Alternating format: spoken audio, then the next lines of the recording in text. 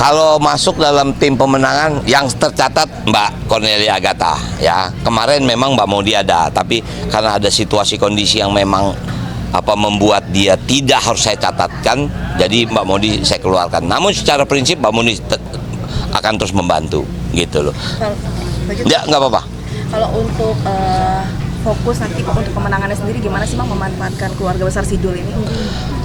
Ini sebetulnya bukan masalah memanfaatkan ya.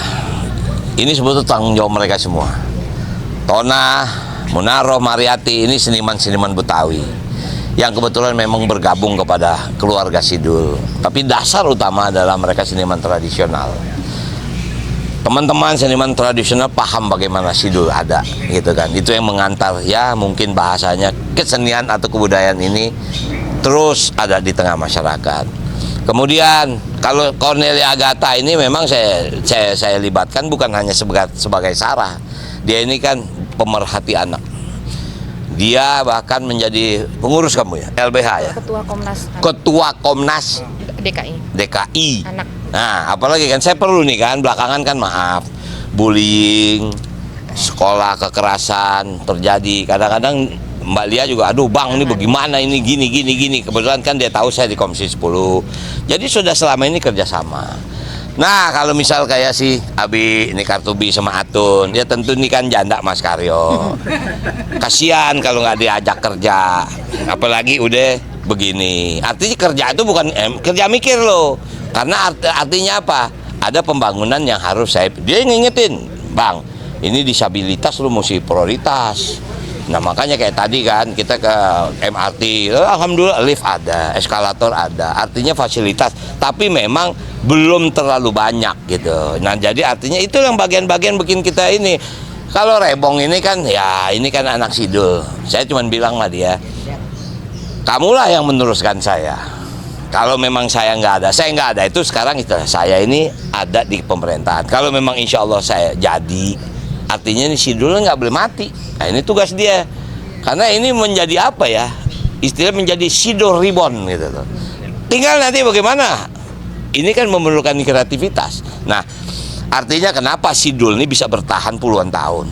Karena mungkin kreativitas saya sebagai penulis itu yang memang ada. Kemudian saya dibantu dengan beberapa penulis termasuk Ibu Ida Farida, termasuk Hari Cahyono. Jadilah naskah-naskah yang baik. Nah kalau pemain semua itu terlibat dalam ide-ide saja. Nah jadi sekali lagi makanya kenapa saya undang? Karena memang jujur saya ada rencana untuk melanjutkan Sidul. Skenario udah selesai. Tim kecil sudah hunting lokasi sampai ke Belanda, sampai ke Delft, sampai ke Rotterdam. Realitas sekarang saya ada penugasan yang lain. Maka tadi saya kumpulkan teman-teman kru. Memang mereka profesional sampai hari ini belum ada yang terikat kontrak. Tapi kalau dipanggil soal Dul, pasti produksi yang lain akan mereka korbankan. Nah sekarang saya bilang udah kamu cari tempat yang lain sementara situasi seperti ini. Jadi sebetulnya itu inti acara sore ini. Bang Dul izin tadi sempat bilang katanya berharap menang di Pilgub. Itu biar bisa berbuat banyak dengan perfilman itu bisa dijelaskan? Iya tentu itu basic saya kan ada di situ. Dulu Pemda DKI itu memberikan pengembalian pajak tontonan kepada produser. Itu kira-kira 5 atau 10 tahun yang lalu. Itulah yang membuat jumlah film nasional meningkat pada waktu itu. Nah, kalau memang saya punya kebijakan itu, saya akan yakin film Indonesia akan jauh lebih meningkat. Sekarang saja sudah meningkat. Yang meningkat sekarang bukan filmnya, tapi jumlah penontonnya. Tapi layar masih kurang. Nah, kalau misal besok saya jadi, minimal Pemda DKI bisa membangunkan layar-layar bioskop. Itu boleh, karena itu bagian dari kreatif. Nah, kan sekarang ada istilahnya Kementerian Kreatif yang dipimpin Pak Sandiaga Uno. Nah film bagian dari salah satu yang dibilang kreatif gitu. Masukan dari teman-teman pemain film sebagian besar apa? Pasti sekarang ini saya memberikan tugas ke mereka tentang strategi, ya maaf mungkin strategi kampanye, strategi ya. Tapi mereka ini kan orang-orang lapangan, sebetulnya kayak Munaro, Tona, ini kan gedenya menggede di Empang. Dia mana ada di gedung, istilahnya dia tuh banyak kan di panggung, di kampung, di pelosok-pelosok kota. Jadi gampang dia nih, tinggal cowongnya aja, ini aja agak pendiam nih. Coba begitu dibayar, udah ngoceh. Gitu, oke? Ya, thank you ya, yuk makasih. Adam juga nggak bisa karena Adam ini harus mempersiapkan Bruno Mars. Supaya teman-teman tahu, yang namanya Hans Adam itu dia adalah security untuk seluruh artis internasional. Jadi dia nggak bisa hadir karena dia harus mendesain bagaimana pengamanan untuk Bruno. Ini Kiki sama Mas Rio lagi robah skenario. Untuk nggak tahu juga kapan kita buat, tapi artinya skenario siap kita. Saya tahu saudara banyak kan potongan main, walaupun saya tahu bagaimana nasibnya sampai sekarang. Si Abi udah pegang hidung aja, udah syuting beberapa episode, sampai sekarang belum lunas juga. Skenario yang Belanda sudah selesai, bahkan tim kreatif sutradara dengan kameramen sudah berangkat ke Delft, sudah foto segala macam, perizinan sudah bergerak. Awal pertama saya undur, tidak di Oktober, karena saya bilang di Oktober, tanggal 1 Oktober saya dilantik jadi anggota DPR lagi. Tanggal 20 Oktober saya melantik presiden. Kalaupun kita mau syuting, kita baru bisa syuting di bulan November.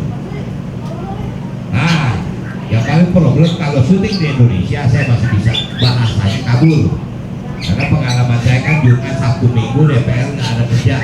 Disitulah saya berkreasi. Nah, tapi kalau untuk syuting ke Belanda, saya harus mencari momen dalam arti kata reses. Reses itu jatuhnya di bulan Januari, Desember, 15 Desember sampai 15 Januari. Makanya kenapa syuting di Belanda diundur ke bulan Januari.